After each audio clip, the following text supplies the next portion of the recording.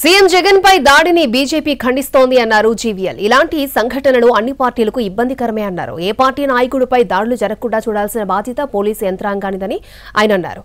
ఈ సంఘటనను రాజకీయంగా వాడుకోవద్దని అన్నారు జీవీఎల్.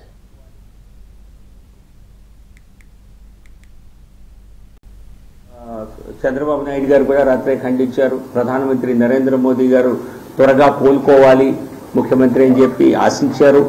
సో దీనిపైన ఇటువంటి రాజకీయం ఖచ్చితంగా ఇటువంటి సంఘటనల వలన ప్రజాస్వామ్యంలో ఇబ్బందులు తలెత్తుతాయి. అందరూ స్వచ్ఛందంగా ప్రచారం చేసుకోవటంలో ఇటువంటి సంఘటనలు ఒక ప్రతిఘాతంగా తయారయ్యే అవకాశం ఉంది.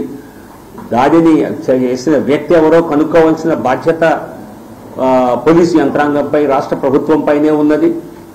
కాబట్టి కానీ దీనిపైన ఏ పక్షం కూడా రాజకీయాలు చేయటం తగదని నా ఆలోచన. ఎందుకంటే జరిగిన 10 నిమిషాలు కాకుండానే మరి ప్రతిపక్షం పైన ఆరోపణలు చేసినటువంటి సంఘటనలు రాత్రి టీవీలోనే చూసాం. సో కాబట్టి దయచేసి ఎవరు పూర్తి స్థాయి భద్రతకు సంబంధించి ఎటువంటి లోపాలు తలెత్తకుండా బాధ్యతగా వ్యవహరించవలసింది పోలీసు వ్యవస్థ. వారికి అనేక ఇబ్బందులు ఉంటాయి. ఎందుకంటే ప్రజల సమక్షంలోకి అందరూ వెళ్ళిపోతున్నారు. ప్రముఖ నాయకులు అందరూ ప్రజల దగ్గరగా వెళ్లాలని ప్రయత్నం చేస్తుంటారు. ఎన్నికల సమయంలో అది అందరికీ నాయకులకు ఉన్నటువంటి ఒక రిక్వైర్మెంట్. కానీ ఈ సమయంలో అత్యంత మరి కేర్ వహించి చూశారు కదా చంద్రబాబు